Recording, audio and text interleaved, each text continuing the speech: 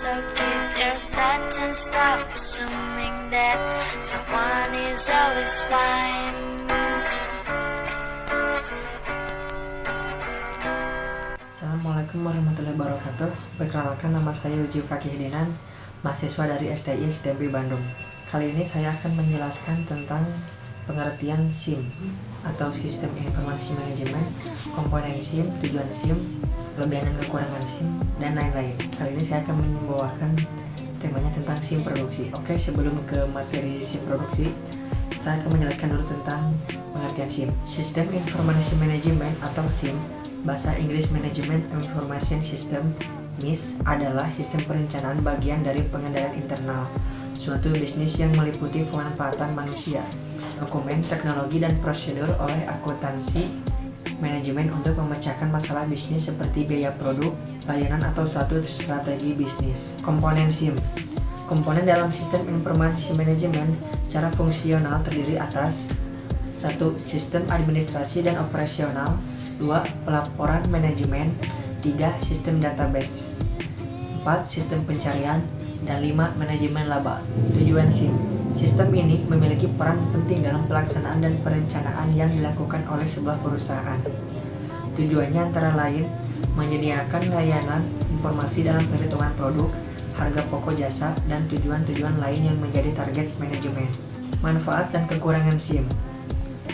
Kelebihan: sebagai media pengambilan keputusan, sebagai media penyedia data, sebagai media komunikasi, sebagai media penyimpanan terbesar, dan hemat.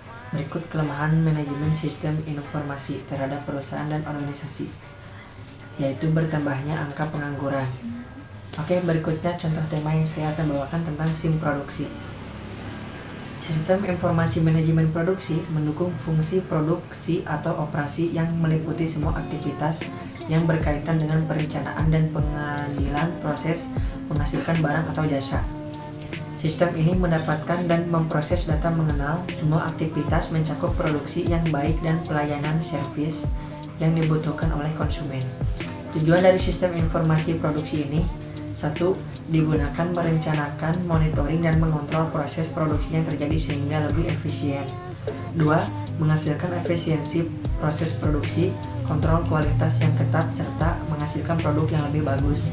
3. Mengurangi biaya dari penggunaan berbagai inventarisasi dengan mendapatkan kontrol material yang baik. 4. Produk yang dihasilkan tepat.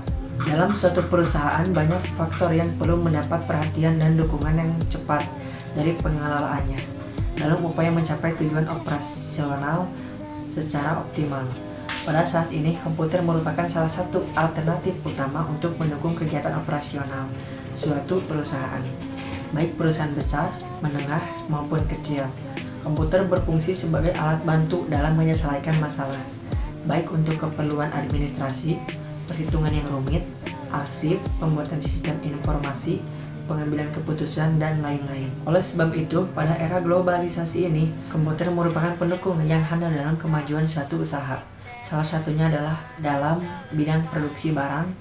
Salah satu fungsi dalam bidang produksi yang sangat penting adalah menghitung harga pokok produksi. Ketidakakuratan dalam menghitung harga pokok produksi akan menimbulkan dampak yang negatif, sebab harga pokok produksi mempengaruhi harga jual suatu produk.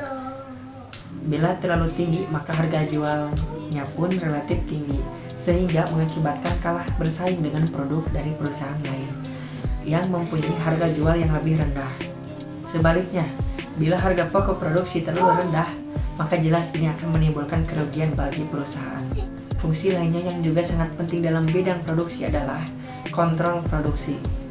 Dalam proses produksi suatu barang, kebanyakan memiliki tahapan-tahapan proses produksi yang cukup banyak, yaitu mulai dari bahan baku sampai terbentuk menjadi barang setengah jadi, atau bahkan menjadi barang jadi.